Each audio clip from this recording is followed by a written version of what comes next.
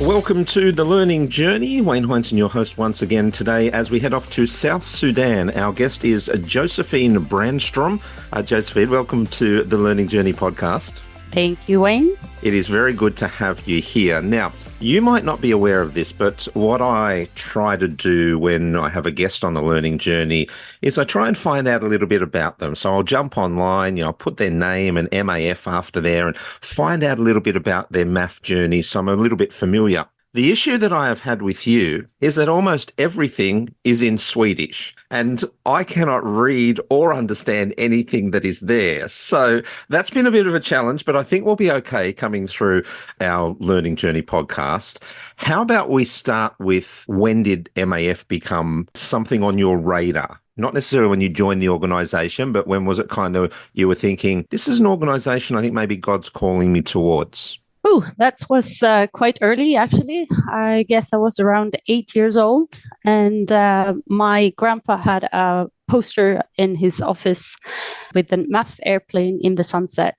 And I thought that was really cool and thought, when I grow up, I want to be a pilot and fly amongst the mountains. You're not a pilot, though. And many things have happened in between. So from 8 to today, what's been going on with you that's got you to MAF now? I did take a PPL a couple of years ago, but that one is not active. So I don't have that many flight hours, but I have been up in the air by myself. So that's good to get a understanding for what the pilots are doing and so forth. But I've been an architect. So I was an architect before joining MAF. But I would say I've done a lot of things and I do enjoy learning and I enjoy leadership. So I think I've had 3 great years with MAF since I joined MAF at the program manager in training. And now I'm in management. Yes. So we're going to get to management. We're going to get to manager in training, but I can't go any further than ask you about learning because you just said you enjoy learning.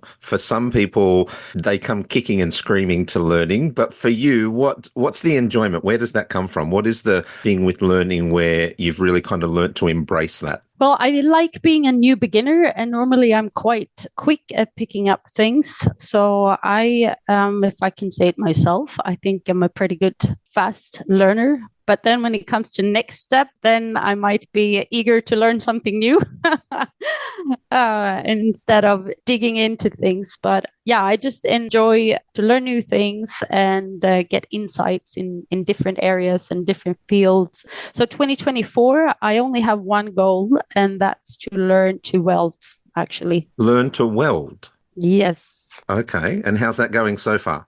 I'm still thinking I need to plan for it. When and how, and I will definitely be a better welder at the end of this year than I have been before. Yes, very good. Well, it's good to have goals. We might talk about that in a little while. Hey, can you tell me, you mentioned directly before MAF you were working as an architect. Coming into the organisation, what kind of things did you really have to learn? Like what kind of things did you have to get your head around in terms of MAF as an organisation, the role that you were in at that time, and those sorts of things? I've always been interested in aviation, although I've never been an aviation nerd, so to speak, but I've always been interested in leadership. And when this role came up, manager in training, I thought this would be a great opportunity for me and for MAF to have me as well. And I think those years that prepared me for this role, I think I am where I thought I was going to be, but I thought I was going to join MAF when I was 20, and I'm not 20 anymore. But I think I learned things throughout life and every other experience to be where I'm at this point, but I learned them outside of MAF, and that prepared me for what I'm doing now. And it's just life in general, meeting people from different both areas, subcultures, different countries.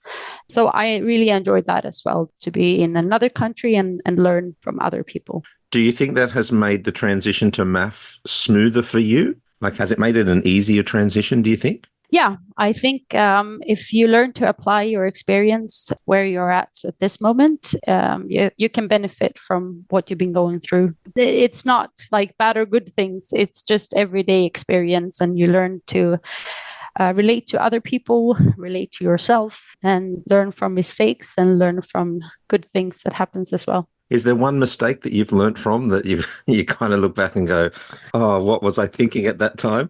Yes, I won't share it here. Oh, I thought you might be brave enough to do so, but I completely understand. You seem trustworthy, Wayne, but no, I won't share that at this time. That's okay. Maybe next time we chat, I can get that out of you. Hey, you might not be aware of this, but we've mentioned a couple of times already something called Manager in Training. And this was a program that MAF was running and continues to run. But essentially, you're the only person so far that's actually done the Manager in Training to completion.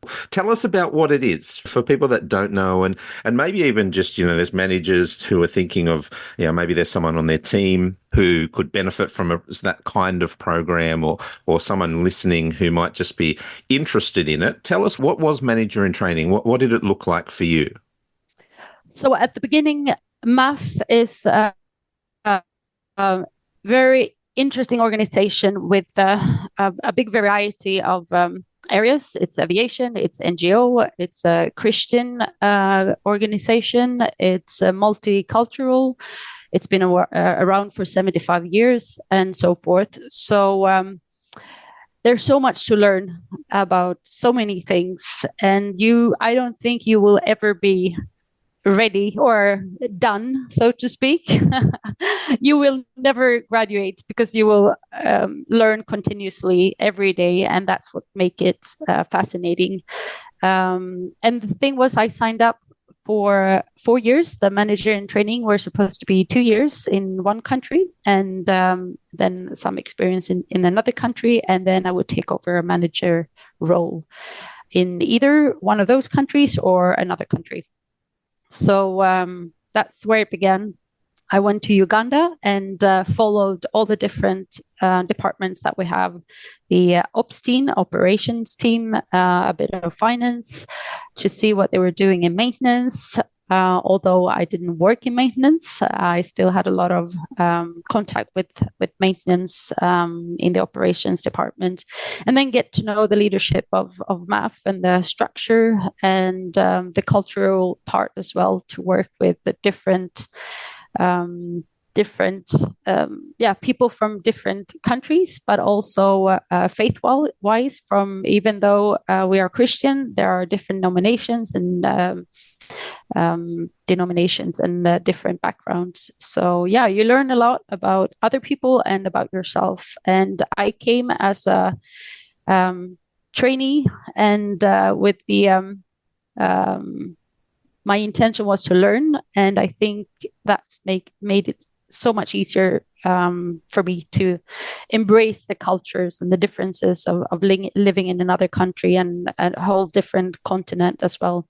So hopefully I will be able to always see my leadership as constantly learning, but also practice your experience and the things you learned. So you're currently Deputy Country Director in South Sudan, so I want to touch on that in a moment. But you mentioned when you first began Manager in Training, it was supposed to be 2 years, and I think that first 2 years was in Uganda, if memory serves me correct. You've come from Sweden. You now find yourself in Africa, very different culture, very different climate, all those kind of things. So what did Josefin learn about Josefin in the 2 years that you began your MAF journey officially? I would say the biggest part was when I had challenges, both at work, team-wise, or it could be authorities, or in my personal life. I still was on this learning journey, and which made it more a challenge, was more exciting rather than draining. Although it was tiresome as well, but I tried to switch that attitude to see it as something that actually will give me more knowledge rather than take away something. So did someone teach you that skill? Because that is a skill, to actually be able to see, I guess, what the learning opportunity is in anything that we go through, whether that's, a good situation or a bad situation. But did someone model that to you? I don't know. Was it someone that taught you that skill, or is that just something that is a bit about who you are? I would say both. I mean, that's one of the purposes of manager in training as well. If you're not happy to learn, then maybe you're not a very good student, or maybe it's difficult to apply things if you're not willing to learn things or experience or learn from experiences. When I had challenges, I sort of had it as a mantra and just went back to that. Instead of getting into a negative spiral, I sort of faced it instead of running away from it, and tried to feel more comfortable about challenges and unknown areas and unknown fields in life. When I was in Uganda, I knew that I was going to be there for 2 years, but didn't know if I was going to stay in Uganda or be positioned somewhere else. So I made sure to travel all over Uganda and see as much as I could and do as much as I could, because I knew I only had that limited time. And also, I'm a tennis freak, and that was very nice that the tennis courts are more or less the same. So I brought 2 suitcases, and in one of the suitcases, I had a pillow, I had a motorcycle helmet, and a tennis racket. And I got to play a lot of tennis, and that was very helpful for me, because then it was something that was just like home. And I think that helped me to feel more like home immediately when I came to Uganda.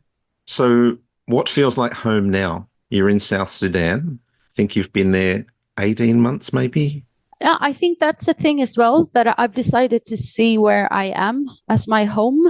Even try to say I'm going to Sweden and not saying I'm going home, because this is where I live now, although that's my home country and that's where I have family and friends. I actually live here. I have my things here, and this is where I have home. So my home country at this moment is South Sudan. So I jokingly say to the people here that I grew up in Uganda, more or less, as a manager in training. But if there's a football game between South Sudan and Uganda, I will wish for South Sudan to win, since this is where I'm at this moment. Yes, very, very good. I think that's a wise decision. You're Deputy Country Director in South Sudan. Last season, we had a couple of country directors on the Learning Journey podcast. I'm interested to know, what is the difference between your role and the country director role? I'd say I get to eat the cake, but still keep the cake. So I get exposed to everything, more or less everything that a country director get exposed to. And then when our country director is out of country, then I step out. But I think you still don't have to take the hard decisions. It's more easier to discuss things with each other. And of course, it should be the other way around as well. Even if I'm the country director and have managers around me, of course, I will discuss things with them as well. But yeah, for now, it feels a bit like I get to eat the cake and keep the cake. Well, that's good, particularly if you like cake. I'm pretty good at baking, actually. So I like fika. That's a Swedish thing. So you can Google that one. Fika. That's a good Swedish word to learn. I shall Google that at some point of time after our chat has finished. Talk to us about teamwork, because a lot of managers' role or in leadership is actually to be working with your team, to be equipping your team, to be encouraging your team. Can you talk to us in terms of maybe just in South Sudan and the team that you're working with there?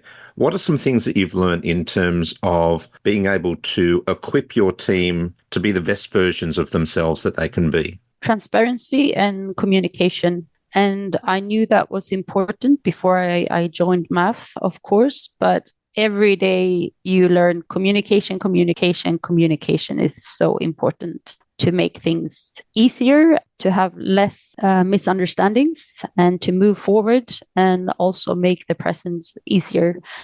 But communication is not always comfortable, but it's very important, and transparency as well. But I think that's a bit of a challenge when you work with teams and when you're in leadership with different cultures, since you have different views of how transparent you should be, both between the team and the team leader, but also within the team, to find the balance between continuing with your own leadership style, but yet be able to change it a bit depending on the people you're working with. So how have you learnt I guess, to communicate cross-culturally? Obviously, you're from Sweden. You're communicating with people from an African context who have grown up in Africa with a very different worldview in many, many cases. So what sort of skills, I guess, in terms of communication, have you really had to learn and are applying when it comes to, communicating, as you've just mentioned, with a team? Stay humble is an important thing.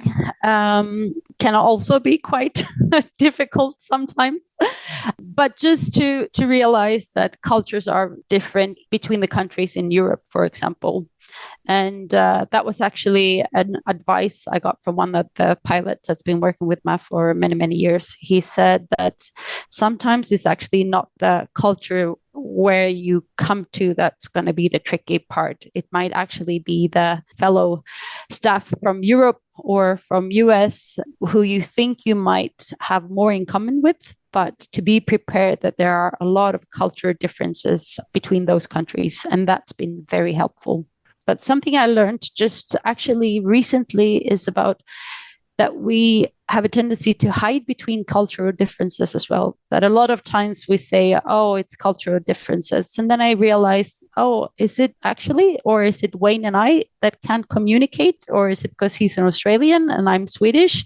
So sometimes it's easy to hide between the cultural part and sort of use it as an excuse. So it's just like in general, relationships and just wanting to build relationship and get to know each other and share each other's experience. And sometimes you would like to learn more or to hear more where there might be miscommunication or misunderstanding. You would like to learn more about why was that offensive, or why did we experience this differently, or but sometimes it's difficult as well to put in words what actually happened or how we actually see things or why we react the way we do and so forth. So build relationship, and pole pole, as they say in Swahili, or bira bira, as they say here in Juba Arabic, little by little. Little by little, good. I'm glad you explained what that was, because I'm thinking, well, I know she's speaking a different language, but she may as well be speaking Swedish to me.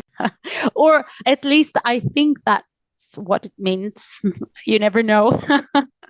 Maybe it means something else, but they told me that's what it means. Well, Josefin, our time sadly is coming to a very quick end, and I got one last thing that I want to ask you about. It's something one of my colleagues, when I was asking and doing my research about you, they said, she's great. She thinks outside the square. I wonder if you can unpack that a little bit. Well, I think it's trying to change things or to see things from different positions and learn from other people and ask other people and discuss things. But you can also sit there and change the box and square back and forth and never get anywhere. So it's important to have people around you as well that say, okay, we turn this box enough now. Now let's look inside the box as well. So I don't know if that's an answer enough, but I remember many years ago, I was listening to an adventurer and he was talking about when he climbed the Everest. And he said, you have to not think outside the box, but you have to dare to get out of your comfort zone.